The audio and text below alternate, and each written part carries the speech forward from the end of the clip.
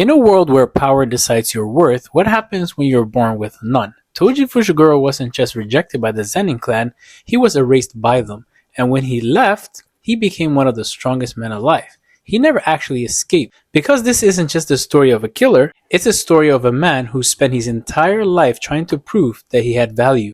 To understand Toji, you have to understand where he came from. The Zenin Clan is built on one core belief: your value is determined by your curse energy. Power equals status and weakness equals nothing. And Toji was born with zero curse energy.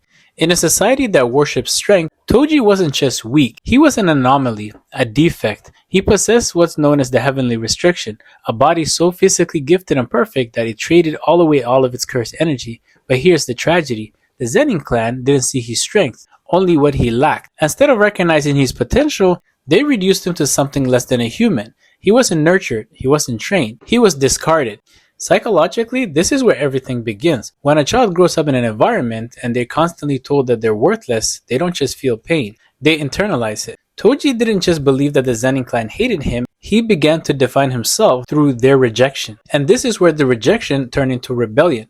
Most people in Toji's position would try to prove themselves and they would chase approval, but Toji did something different. He rejected the system entirely. He left the Zenin Clan, he abandoned their values, he chose to live outside the Jujutsu world as an assassin. At first glance, this looks like freedom, but psychologically, it's something deeper. Toji didn't escape the Zenin Clan, he inverted it. Think about it. The Zenin Clan values power. Toji sells his power. Zenin Clan values status. Toji lives like an outcast. And the Zenin Clan values tradition. Toji destroys it. This isn't independence. This is reaction. Toji's identity is still defined by the clan, just in opposition. This is a classic psychological pattern. When someone experiences deep rejection, they often swing to the opposite extreme, not because they are free, but because they're still trapped. And then there's the hollow identity. Toji lives without purpose beyond survival and money. He takes jobs, he kills targets, he moves on. No attachments, no meaning, no direction. And this is where things get interesting. Because Toji isn't just detached, he's empty.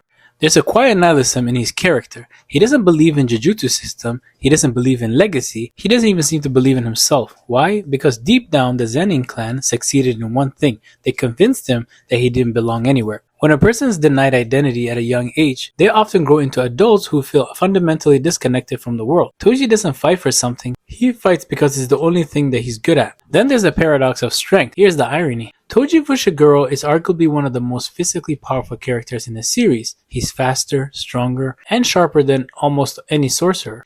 But despite this overwhelming strength, he still sees himself as inferior. This is the psychological scar of the Zenin Clan. No matter how strong Toji becomes, he doesn't matter, because the standard that he was raised with says he's worth. This creates a paradox. He proves them wrong, but still feels like they were right. And that internal contradiction drives many of his chaos. Then there's Megumi, Toji's son. You would think that becoming a father would change him, that it would give him a purpose, but instead Toji repeats the cycle. He sells Megumi to the Zenin Clan, the very people that destroyed him. Why? Not because he doesn't care, but because in his mind, the Zenin Clan still defines what value is. This is one of the most tragic aspects of Toji's psychology. Even after rejecting them, even after leaving, their ideology still lives inside him. He believes that Megumi's potential lies in his curse technique, and the Zenin Clan is the best place to cultivate that. So in a twisted way, Toji thinks that he's doing the right thing. This is generational trauma in action. He was devalued, he adopts their value system. He suffered, he unknowingly passes the system forward. He doesn't break the cycle, he becomes part of it. And near the end of his life, there's a subtle shift.